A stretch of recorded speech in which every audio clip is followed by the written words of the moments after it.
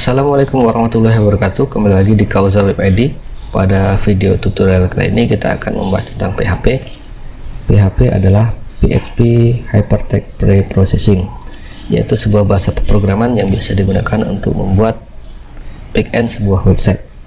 Dan PHP ini berjalan di sisi server atau server-side scripting, sehingga untuk menjalankannya kita memerlukan web server seperti Apache ataupun Nginx. Dalam komputer lokal kita bisa menginstal web server secara manual satu persatu. Kita install Apache, kemudian PHP-nya, kemudian juga database-nya. Namun ada banyak paket yang bisa kita dapatkan atau disediakan oleh perusahaan, diantaranya Apache Friend. Dia menyediakan SAM yang terdiri dari Apache, MariaDB, PHP, dan PER. Ada juga Apache to Trade.net yang menyediakan Apache, PHP, dan MySQL, dan juga tentunya web server yang bisa kita gunakan di Windows terdiri dari Apache, PHP, dan MySQL. Untuk Mac kita bisa menggunakan MEM, ataupun di Linux kita bisa menggunakan LAMP.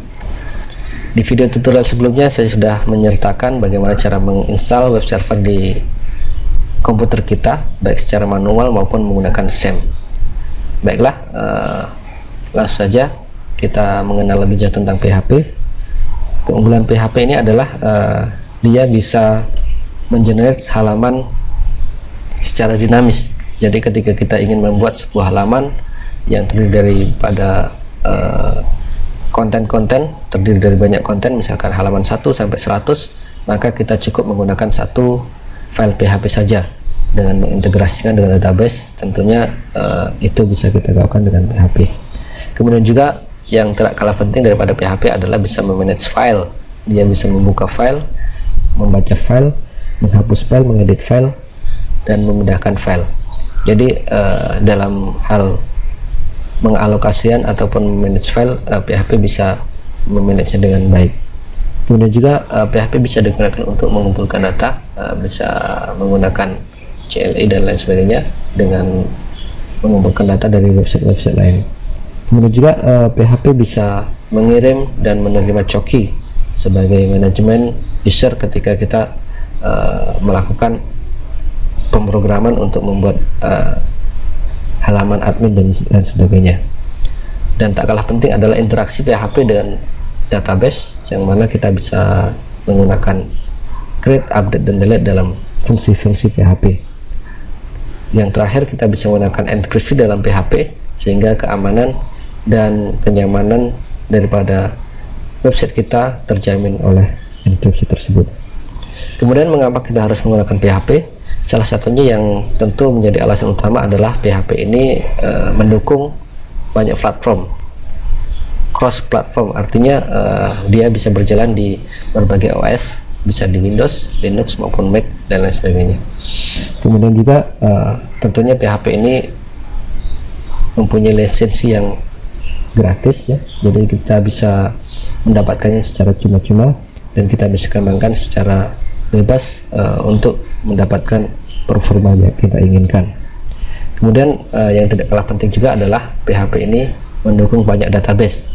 Salah satu di antaranya adalah MySQL, ada BTP, PHP Adabas, ODBC, Oracle, dan database lainnya, sehingga kita bisa pilih mana yang paling sesuai dengan keinginan kita. Dan yang tak kalah penting adalah bagaimana PHP ini menjadi bahasa pemrograman yang populer sehingga banyak dibahas di berbagai forum online di belahan dunia. Jadi ketika kita ada kesulitan, kita bisa bertanya dan mendapatkan solusinya di situ. Tentunya untuk mempelajari PHP kita harus mempunyai basic HTML, CSS, maupun JavaScript, karena PHP bisa diintegrasikan ke dalam file-file HTML, CSS, maupun JavaScript. Tentunya dengan aturan-aturan tertentu yang nanti kita akan pelajari di video tutorial selanjutnya. Baiklah, langsung saja kita mulai dengan kita menjalankan web server kita. Saya cek terlebih dahulu web server saya sudah berjalan apa belum. Ternyata Apache dan MySQL sudah berjalan, jadi kita bisa langsung membuat file PHP di dalam directory web server kita. Untuk defaultnya biasanya kalau di Windows itu terletak di directory C, kemudian di SAM, kemudian folder htdoc. Di sini kita bisa meletakkan file PHP untuk kita eksekusi dalam browser kita. Untuk memudahkan, saya akan membuat folder baru sebagai tempat untuk menyimpan file PHP saya.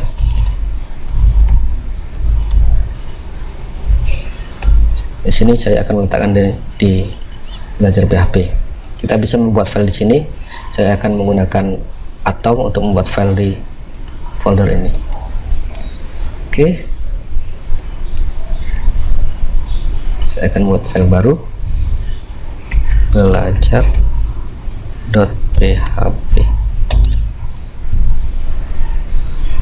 File belajar PHP ini bisa kita akses di browser kita dengan alamat localhost, kemudian nama foldernya adalah belajar PHP, kemudian nama filenya belajar.php. Oke, karena file belajar.php kita masih kosong, maka yang muncul adalah halaman kosong seperti ini. Kita bisa membuat kode PHP tentunya dengan aturan. Dalam membuat file PHP kita harus membuat kode buka kurung tanda tanya PHP, kemudian diakhiri dengan tanda tanya tutup kurung, dan di antara tag ini kita bisa meletakkan kode kita. Misalkan saya akan menuliskan halo,